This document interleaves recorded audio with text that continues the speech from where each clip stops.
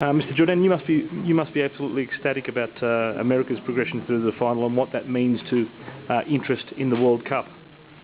Well, the US is a major market, both in economic terms as well in a big potential football market. I think from a football perspective, it's important that greater development takes place in football in the US and in China. Those are two major markets in the world.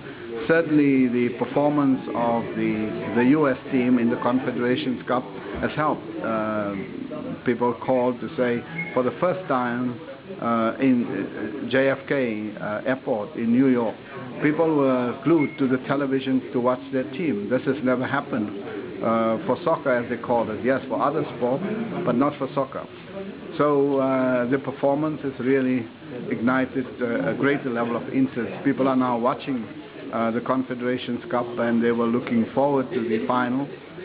Of course, it's on a subscription television, and some of them said they now want to take out a subscription to watch the final.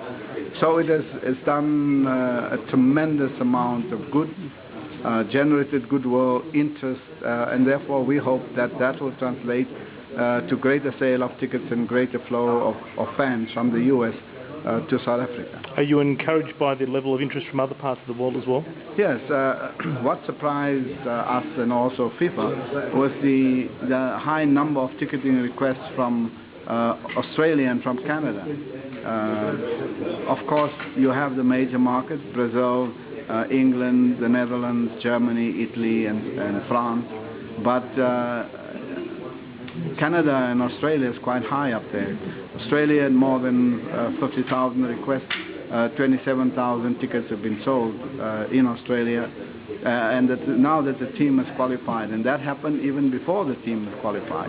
Now that the team has qualified, I can see a huge increase in the number of ticketing requests from Australia. The fact that Australia also is making a bid to host either 2018 or 2022 World Cup makes it even more important for the Australian team and Australians in general to be here in 2010. So we are very happy.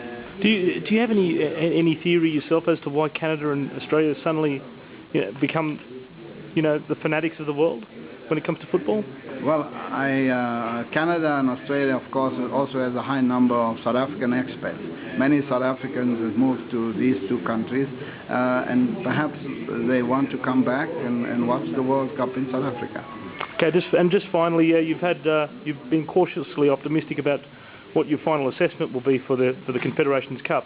What have you learned that you'll be able to take to the World Cup for a better organisational effort?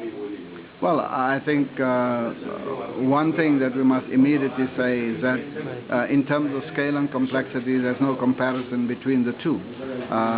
This is my fifth World Cup, and I know that the Confederations Cup is just an 8-team event, and therefore it was important that we deliver a successful Confederations Cup.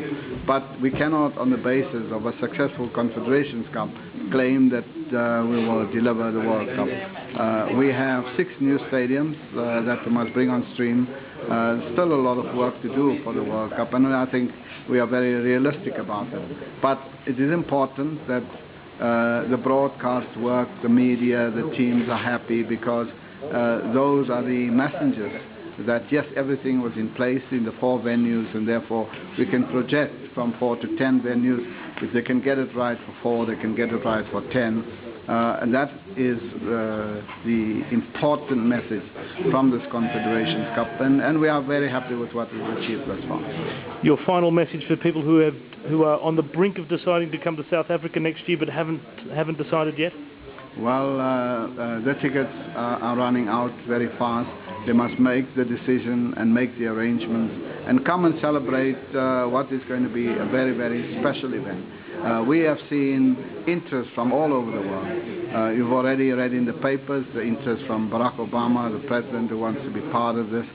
We had requests from the United Nations, leading personalities there, and many other leading personalities all over the world. So be part of the biggest show on the African continent, 2010 FIFA World Cup next year. Thank you, Mr. Jordaan.